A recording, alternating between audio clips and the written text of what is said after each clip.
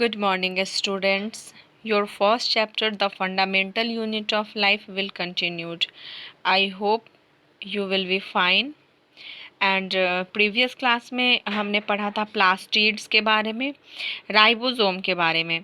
तो I hope आप सबको पता होगा कि प्लास्टिड्स क्या करता है, प्लांट के अलग अलग पार्ट्स को रंग देता है। और ये ओनली प्लांट में ही पाया जाता है, प्लांट सेल में ही पाया जाता है। और वैक्यूल्स जो होते हैं वो प्लांट और एनिमल सेल दोनों में पाए जाते हैं। राइबोसोम को protein factory of the cell कहा जाता है। ये तो थी प्रीवियस क्लास की बात। इस क्लास में हम पढ़ेंगे वैक्यूल्स। ठीक है, वैक्यूल्स का हिंदी होता है रिक्तिका, यानी सेल में मौजूद वैसा पार्ट जहाँ साइटोप्लाज्म नहीं होता है, खाली जगह होता है, उसी को वैक्यूल्स कहते हैं। Clear?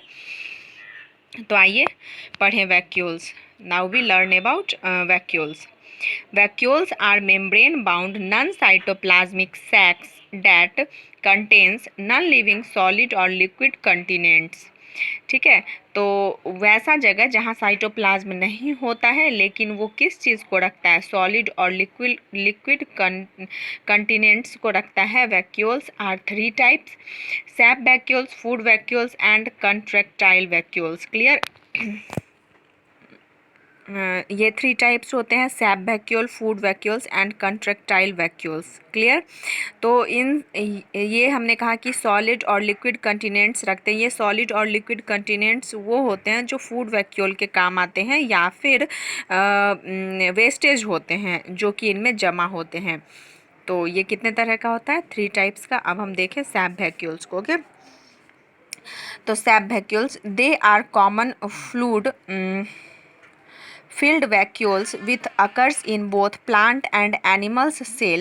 Sap vacuoles stores salt, sugar, amino acid, organic acid and some proteins. Clear? यानी सैप वैक्यूल्स जो होते हैं वो कॉमन फ्लूइड से भरे हुए होते हैं जो कि प्लांट और एनिमल दोनों में पाए जाते हैं। इसमें स्टोर रहता है salt, sugar, amino acid, organic acid और सम प्रोटीन्स। आई होप आप सब समझ गए होंगे। Sap vacuoles helps in maintaining turgidity and rigidity of the cell. ये सेल को हार्ड बनाता है और सेल को मजबूत बनाता है। It also required in osmotic absorption, यानी ऑस्मोसिस में जो होता है वो सैप वैक्यूल्स हेल्प करता है सेलों की। और ये दोनों में पाया जाता है, प्लांट और एनिमल दोनों में। क्लियर? तो आप समझ गए होंगे सैप वैक्यूल्स के बारे में। अब अगर आपसे कभी कोई पूछता है सैप वैक्यूल्स के बारे में तो आप जान ही गए होंगे। नेक्स्ट हम आते हैं food vacuoles. Food vacuoles in some celled organisms like amoeba and amoeboid cells of higher animals, the sacs containing ingested food particles fuse with lysosome to form food vacuoles. Digestion occur inside the food vacuoles, यानी जो amoeba के तरह या amoeba के cell में food vacuole का निर्माण होता है, लेकिन हायर एनिमल्स में डाइजेशन के काम आता है वैक्यूल। और उसमें भी जो अमीबा के सेल अमीबा और अमीबा के तरह जो सेल होते हैं उनमें फूड वैक्यूल होते हैं जो कि फूड पार्टिकल्स को डाइजेस्ट करते हैं लाइसोसोम की सहायता से। इसी को फूड वैक्यूल्स कहा जाता है। और वन यूनिसेलुलर ऑर्गेनिज्म जो अमीबा की तरह होते हैं उनमें डाइजेशन कहाँ होता है? फूड वैक्यूल्स में। आई होप आप सब दोनों वैक्यूल्स को समझ गए होंगे। कंट्रैक्टाइल वैक्यूल हम नेक्स्ट क्लास में पढ़ेंगे। आइए अब आपके होमवर्क की बारी।